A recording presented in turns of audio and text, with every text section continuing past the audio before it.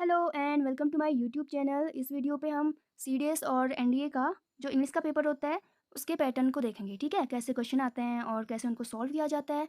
तो और मैं इस पे ये भी बताऊंगी आगे कि आप कैसे 40 से 50 क्वेश्चंस को आसानी से कर सकते हो। ठीक है, अपने कॉमन सेंस के बेस पे और थोड़ा सा स्मार्ट वर्क वहाँ पे लगेगा।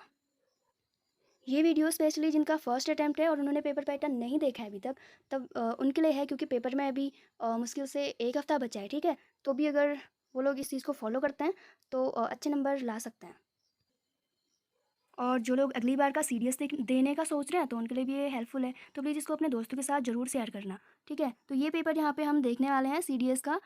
ये 2022 का पहला पेपर था। साल में 2 पेपर होते हैं, ये अप्रैल वाला है। ठीक है, तो सबसे पहले 120 क्वेश्चन पूछे जाएंगे जो कि 100 मार्क्स के होंगे और 2 घंटे का यहाँ पे टाइम ड्यूरेशन होगा। 2 घंटे का टाइम मिलेगा आपको 120 क्वेश्चन करने के लिए और 100 नंबर का वो पेपर होगा। ठीक है,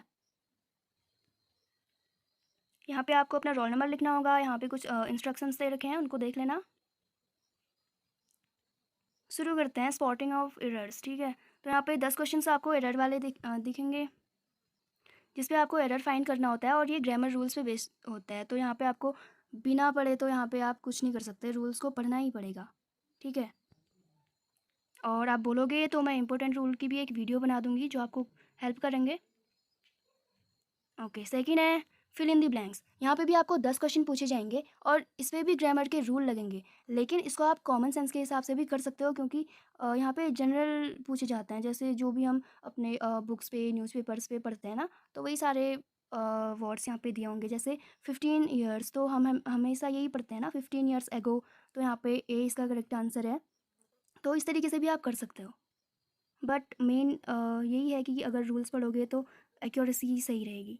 बट फर्स्ट अटैम्प्ट वालों के लिए ये एक हो सकता है कि अगर उनकी रीडिंग अच्छी है तो वो इसको कर सकते हैं। अगले 10 क्वेश्चन आपको मिलेंगे ईडियम्स एंड फ्रेजेस के। ठीक है, इनको भी अब ये होता है ना, 10 क्वेश्चन ईडियम फ्रेजेस के होंगे, 10 सिनोनिम एंटोनिम्स के होंगे, मतलब 10 सिनोनिम्स के होंगे और 10 एंटोनिम्स के होंगे, जिनको हम आगे देखेंगे। तो आप कितना भी वोकैब पढ़ लो, कितना भी इडियम फ्रेजेस पढ़ लो, तो क्वेश्चन पे कुछ ना कुछ नया पूछ ही देते हैं। मतलब बहुत ज़्यादा होता है, कितना पढ़ लोगे। तो इस पे कॉमन सेंस और कुछ ट्रिक यूज होते हैं, जिनके लिए एक सेपरेट वीडियो में बना दूंगी। उन ट्रिक्स की हेल्प से आप अच्छे से कर पाओगे क्वेश्चंस को। ठीक है, स्पेशली सिनोनिम और एंटोनिम्स के लिए। और यहाँ पे 10 क्वेश्चंस आएंगे ordering of word in a sentence. तो यहाँ पे एक सेंटेंस दिया हुआ है, दिया होगा आपको, टोटल 10 क्वेश्चन होंगे इस टाइप के, और यहाँ पे उनको सेक्शंस पे बांटा है, पी क्यू आर और एस। तो इसका सही सीक्वेंस क्या होगा उसके लिए यहाँ पे ऑप्शन में दे रखा है। ठीक है, और यही वो पहला पार्ट है जहाँ पे आप बिना पढ़े, मतलब जिसके लिए आपको स्पेशल कोई तैयारी नहीं करनी होती है, कोई रूल्स वूल्स नहीं पढ़ने होते हैं। बस आपको यहाँ पे थोड़ा सा कॉमन सेंस, जितना कि आपको आता होगा आई होप, तो उसका यूज़ करना होता है। ठीक है, तो इसलिए आपको अलग अलग करके एक एक को एक एक के साथ बैठाने की ज़रूरत नहीं है। सिंपली ऑप्शन पे जाओ और देखो कि ये सही लग रहा है या नहीं। जैसे ऑप्शन ए पे क्यू आर एस और पी दे रखा है, तो आप देखोगे कि क्यू से स्टार्ट हो सकता है क्या सेंटेंस, या फिर क्यू के बाद आर, क्यू के बाद जो है वो आर वाला आ सकता है क्या, इनका सही पैर बैठ रहा है क्या। तो ऐसे आप ऑप्शंस को एलिमिनेट कर सकते हैं अगर आपको कुछ भी रॉन्ग लग रहा है उनका एक साथ होने में। ठीक है, तो चलो इसी क्वेश्चन को करके देखते हैं।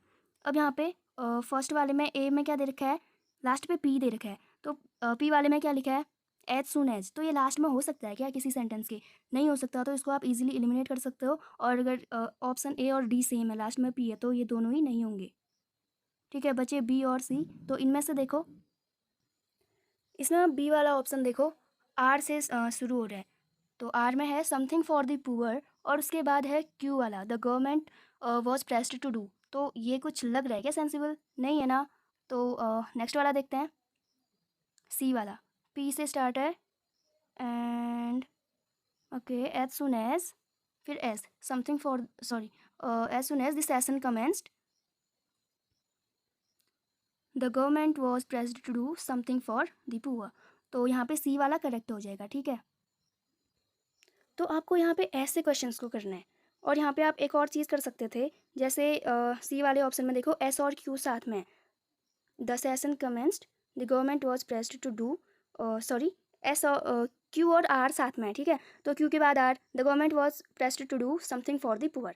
तो ये पूरा बेसिकली एक साथ लग रहा है, तो आप ये भी देख सकते थे कि कौन से ऑप्शन में क्यू और आर एक साथ हैं, या फिर इसको हम ऐसे बोल सकते हैं कि कौन से ऑप्शन पे क्यू के बाद आर आएगा, ठीक है। तो ऐसे भी आप इसको कर सकते हो, क्योंकि ये क्वेश्चंस में क्या होता है ना कि टाइम बहुत चला जाता है अगर आप एक के बाद एक लगा के देखोगे कौन सही है कौन नहीं है। तो ऑप्शंस के हिसाब से आप क्वेश्चन को कर सकते हो। ये पूरे 10 क्वेश्चन होंगे।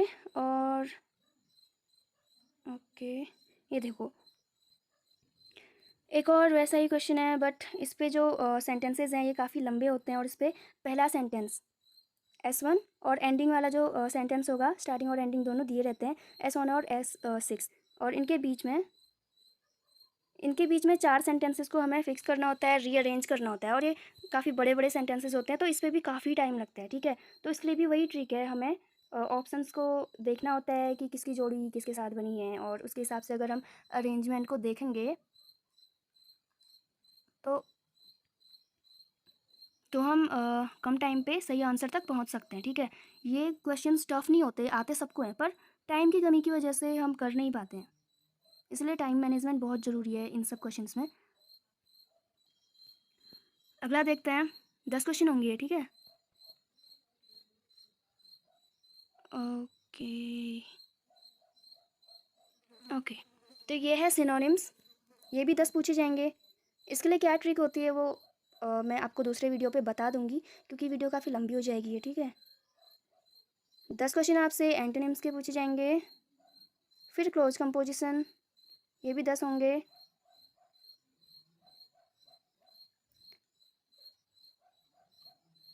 फिर है कंप्लीशन ऑफ सेंटेंस, यहाँ पे आपको एक सेंटेंस का छोटा सा पार्ट क्वेश्चन पे दिया होगा, जैसे यहाँ पे दिया है आई स्टॉप्ड सीइंग हर, और उसको कंप्लीट करने के लिए यहाँ पे 4 ऑप्शन दिए होंगे, सही वाले को आपको पहचानना है, ठीक है, वो आपका आंसर होगा।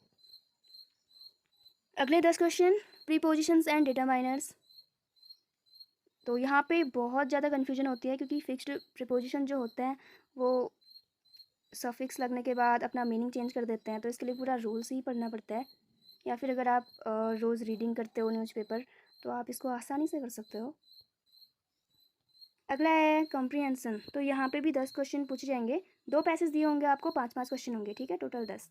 और ये भी एक ऐसा पार्ट है जहाँ पे आपको पढ़ने की ज़रूरत नहीं है, मतलब एक्स्ट्रा मेहनत नहीं चाहिए, बस थोड़ा सा टाइम मैनेजमेंट आपको आना चाहिए, और क्वेश्चन कैसे करते हैं वो आना चाहिए, ठीक है। इसको भी हम पहले ही पूरा बताने वाले बताते हैं ना, जैसे यूट्यूब पे और वीडियो आप सर्च करोगे तो वहाँ पे आपको बिल्कुल बताया जाएगा कि पहले एक बार पैसेज को पढ़ो, समझ में नहीं आता दोबारा आराम से पढ़ो, ये वो, तो इन सब में बहुत टाइम लग जाता है। तो सिंपली इतना इंग्लिश पढ़ना तो सबको आता ही है, राइट। तो क्वेश्चंस को देखो, which one of the following of a non living constituent of the environment.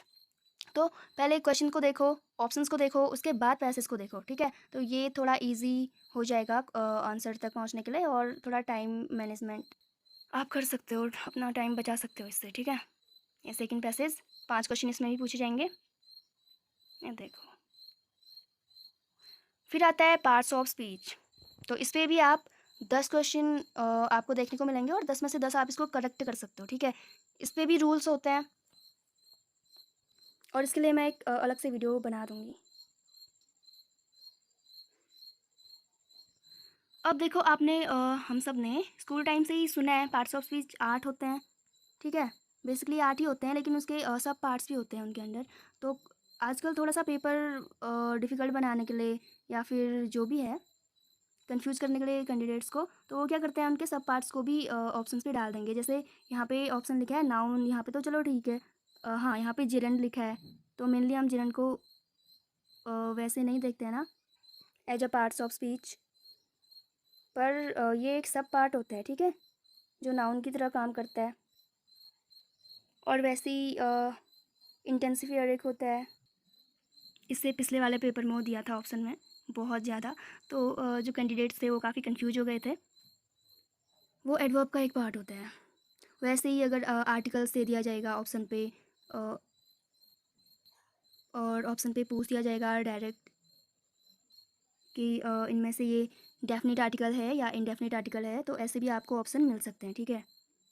जैसे देखो यहाँ पे पार्टिसिपल पूछ दिया ऑप्शन पे, और ये देखो ये वाला question 120 last, there is a visitor for you. तो यहाँ पे ए के नीचे अंडरलाइन है और पूछा गया है इनमें से ये क्या है, रिलेशन प्रोनाउन है, डेफिनेट आर्टिकल है, इनडेफिनेट आर्टिकल है, या फिर एडवर्ब है। अब इतना तो हमें पता है ना कि ये एक आर्टिकल है, तो यहाँ पे कंफ्यूज करने के लिए यहाँ पे दे दिया गया है, क्योंकि हमें इतना तो याद रहता है कि ये आर्टिकल है, बट हम कभी कभी कन्फ्यूजन में या फिर लैक ऑफ प्रैक्टिस हम भूल जाते हैं कि ये कौन सा आर्टिकल है, डेफिनेट या इनडेफिनेट।